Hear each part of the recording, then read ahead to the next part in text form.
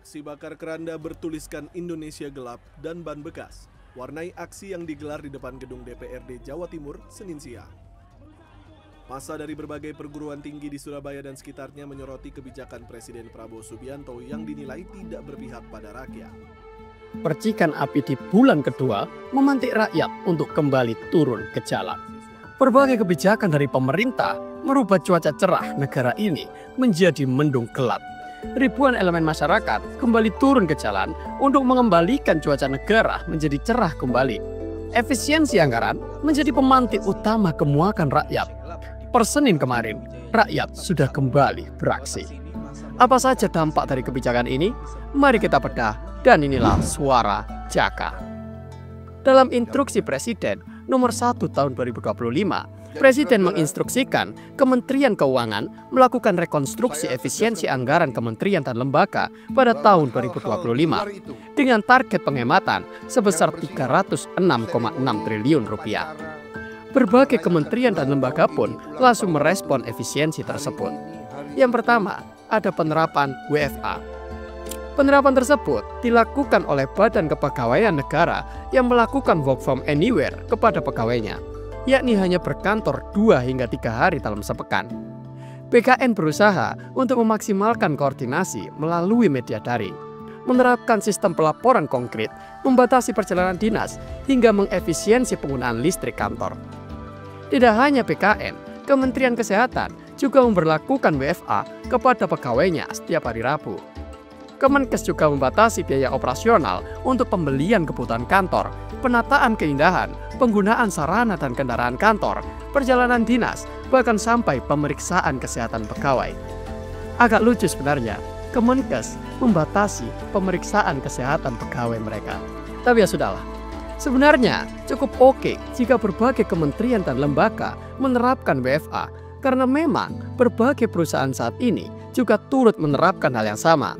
Akan tetapi perlu diingat bahwa ini merupakan kementerian dan lembaga pemerintah. Sudah menjadi rahasia umum bahwa banyak sekali kementerian dan lembaga yang bekerja dengan lambat. Bahkan tak jarang yang gagap teknologi. Jika WFA dilakukan, apakah ada jaminan mereka bekerja lebih efektif? Jangan sampai alasan WFA untuk efisiensi anggaran malah menjadi alasan untuk tidak efisiensi dalam bekerja. Yang kedua, ada layanan kebencanaan yang berkurang. Dampak efisiensi anggaran kali ini sempat viral di kalangan warganet beberapa waktu yang lalu.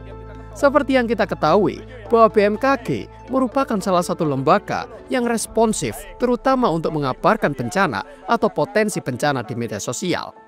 Dan akibat efisiensi anggaran tersebut, Kepala Biro Hukum, Humas, dan Kerjasama BMKG, Mas Lihudin mengatakan bahwa hal ini berdampak signifikan terhadap belanja modal dan barang tahun ini. BMKG menilai efisiensi anggaran membuat banyak alat operasional utama terancam mati karena kemampuan pemeliharaannya berkurang hingga 71%. Lebih parahnya lagi, ketepatan akuransi informasi cuaca, iklim, gempa bumi, dan tsunami akan menurun yang semula 90% hanya menjadi 60%. Kecepatan informasi juga akan turun yang semula 3 menit menjadi 5 menit bahkan lebih lama. Serta penyebar luasan informasi gempa bumi menurun hingga 70%. Sepertinya dalam hal ini makan bergizi gratis dinilai lebih penting daripada penyebaran informasi potensi bencana di negeri ini. Yang ketiga ialah pengurangan karyawan RRI. Belakangan ini juga viral video di TikTok dan Instagram yang diunggah oleh mantan karyawan RRI yang dirumahkan gara-gara efisiensi anggaran. Mereka menceritakan isi hati mereka setelah mendengar kabar bahwa ia diberhentikan sebagai karyawan RRI. Juru bicara Radio Republik Indonesia, Yonas Markus menyebutkan bahwa efisiensi anggaran tersebut hanya berdampak pada karyawan yang berstatus tenaga lepas, seperti kontributor, penyiar, dan sebagainya. Ia juga menambahkan untuk pekerja PNS dan PPPK tidak berdampak dan akan tetap bekerja. Sementara untuk para tenaga kerja lepas akan ditinjau kembali terkait kontribusi dan kompetensi mereka. Apakah di sini RRI ingin menegaskan bahwa kompetensi dan kontribusi PNS dan PPPK sudah lebih baik dari para kontributor, penyiar, ataupun para tenaga lepas lainnya. Semoga saja tidak demikian. Yang keempat, yakni pembatalan proyek infrastruktur Kemen-PU. Menteri Pekerja Umum Dodi Hanggodo mengatakan bahwa efisiensi anggaran membuat Kemen-PU hanya punya dana 29,57 triliun dari alokasi sebesar 110,95 triliun. Akibatnya akan berdampak pada kinerja Kemen-PU seperti pembatalan kinerja fisik dan pembelian alat baru serta pengurangan dana tanggap darurat. Saya ulangi lagi, pengurangan dana tanggap darurat. Kebijakan itu juga turut membatalkan proyek pembangunan jalan tol sepanjang 7,36 km dan perbaikan jalan nasional sepanjang 47,603 km. Sayangnya, Kemen-PU tidak menyebutkan jalan nasional mana yang batal untuk diperbaiki. Jika disebutkan, bisa saja warga sekitar di jalan tersebut akan protes keras dan tidak setuju dengan kebijakan itu. Yang kelima, nasib miris anggaran dana Mahkamah Konstitusi. Sekretaris Jenderal Mahkamah Konstitusi Heru Setiawan mengatakan bahwa anggaran MK dipangkas menjadi 385,3 miliar yang semula 611,47 miliar. Akibatnya, MK hanya dapat membayar gaji dan tunjangan sampai Mei 2025.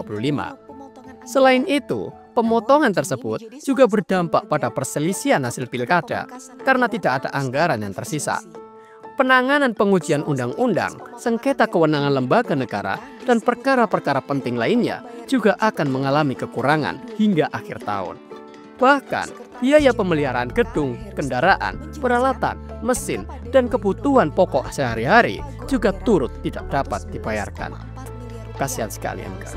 Yang keenam, anggaran riset BRIN dan Kemendikti-Saintek yang juga turut dipangkas. Anggaran riset dari Badan Riset dan Inovasi Nasional juga turut terkena imbas efisiensi anggaran APBN 2025 hingga sebesar 2,7 triliun. Kemendikti-Saintek pun juga bernasib sama.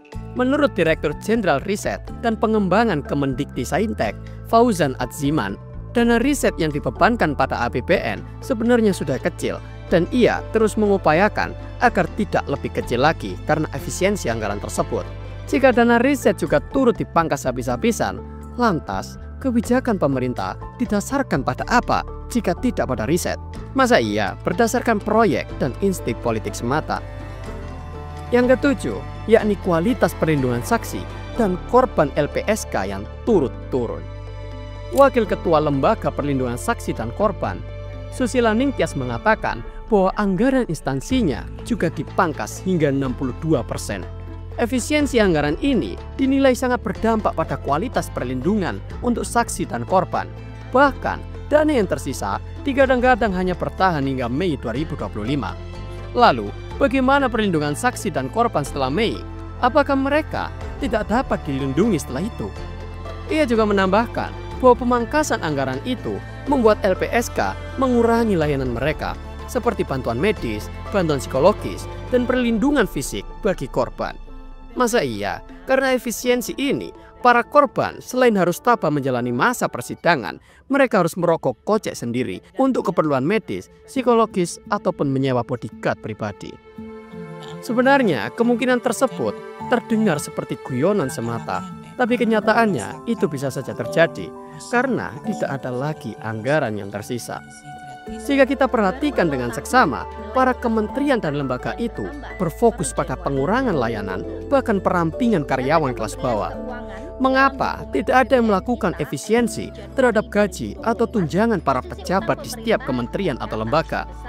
Bukankah mereka digaji untuk melayani rakyat semaksimal mungkin, bukan seirit mungkin? Mengapa kebijakan ini tidak ditujukan kepada mereka yang duduk di kabinet gemuk seperti para staf sus, menteri, atau wakil menteri? Sebenarnya, kami memiliki jawaban atas pertanyaan tersebut. Tapi, kami sadari bahwa kami hanya rakyat jelata yang menjadi korban efisiensi anggaran mereka. Teruslah bersuara setidaknya untuk menyelamatkan Indonesia Cemas 2045. Sampai jumpa di Suara Jaka episode selanjutnya. sebenarnya kita ada 10 poin tuntutan yang secara garis besar memang triggernya adalah kemarin efisiensi terhadap sektor pendidikan dan kesehatan khususnya, karena kami merasa 2 poin itu sangat penting dan merupakan kebutuhan primer, apalagi pendidikan sebagai investasi masa depan bangsa Indonesia ini. Tapi ternyata kok malah terdapat efisiensi. Itulah yang men-trigger teman-teman mahasiswa Jawa Timur. Karena kami yakin ketika ada efisiensi anggaran di ranah pendidikan, maka yang terancam adalah biaya kuliah kami. Yang terancam adalah biaya kuliah teman-teman.